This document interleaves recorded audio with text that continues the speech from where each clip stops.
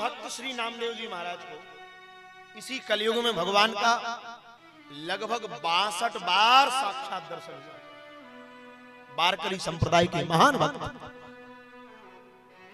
ऐसे ही सब समाज बैठा था, वहीं श्री नामदेव जी बैठे,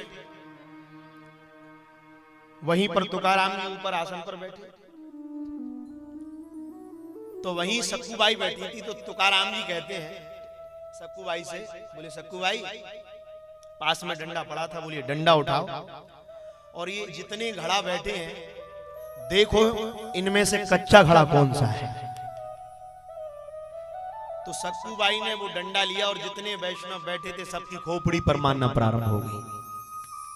अब जिसको मारे वो थोड़ी देर आहू करे फिर शांत हो जाए, पर भगवान का इस कलयुग में 62 बार से भी अधिक बार दर्शन करने वाले नामदेव जी के मस्तक पर जब सक्कूबाई ने डंडा मारा तो एकदम चिल्ला पड़े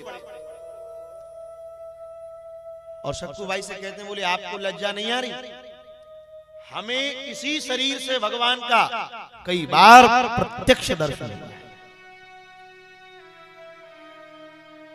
तो तुकाराम जी कहते हैं, बोले सक्कूबाई सारे घड़ा पक गए, केवल नामदेव कच्चा रह गया। सारे घड़े पक गए। नामदेव जी रोने लगे। रोते रोते भगवान विठलनाथ जी के पास गए। भगवान विठलनाथ जी कहते हैं, क्या बात है? तो बोले, जय जय, आप हमें आकर दर्शन देते हो, हमारी सेवाएं करते हो, प्रत्यक्ष आपका दर्शन मिलता है, फिर भी तुकाराम जी ने हमें सारी समाज के बीच में कच्चा घड़ा बता दिया।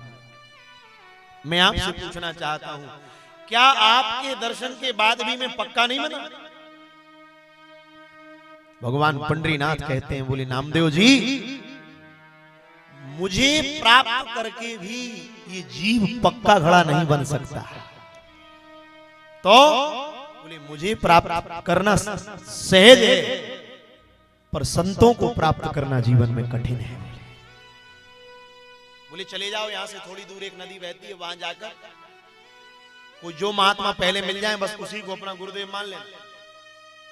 महाराज जी नामदेव जी अब चले जा रहे हैं तो एक ऐसे विचित्र महात्मा सो रहे कि मस्तक तो भूमि पर रखा और मस्तक भूमि पर रखा, दोनों पांव शिवलिंग के ऊपर रखे, दोनों पैर शिवलिंग के ऊपर रखे और हंसने लगे। नामदेव जी बताओ, बोले भगवान ने भी क्या कहा, जो पहले मिल जाए उसे गुरु मान लेना। ये ऐसा विचित्र महात्मा है, इसको ये पता नहीं है कि शिवलिंग के ऊपर दोनों पैर रख के बैठे।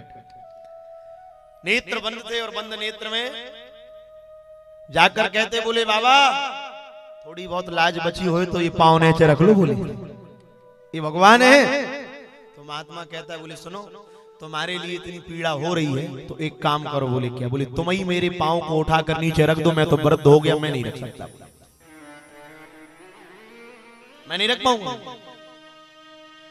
नामदेव जी जाकर दोनों पैर पकड़कर जैसे ही नीचे रखते हैं और जैसे ही नीचे रखा तो नीचे रखा पाते उसके पहले वहां एक और शिवलिंग प्रकट हो गया।